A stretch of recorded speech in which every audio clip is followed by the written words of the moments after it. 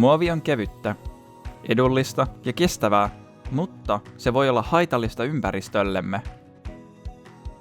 Yleisen PET-muovin hajoaminen kaatopaikoilla voi kestää yli 700 vuotta. Mitä vaihtoehtoja on olemassa? Jos halutaan kaikki muovin edut, mutta samalla rajoittaa muovin käytön ympäristöhaittoja, yksi vaihtoehto on kierrätetty PET-muovi, RPET.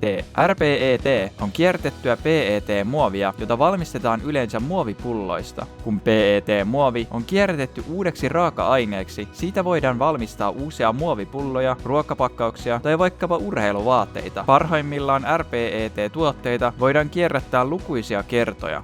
Jokainen kilo kierrätettyä muovia vähentää hiilidioksidipäästöjä ilmakehään noin 1,5 kilogrammaa verrattuna uuden muovin käyttöön. Tämä määrä vastaa tunnin pituisesta lennostasi aiheutuvaa hiilijalanjälkeä. Mitä muuta? RPET:n valmistaminen vaatii jopa 50% vähemmän energiaa kuin uuden muovin tuotanto. Mitä sinä voit tehdä?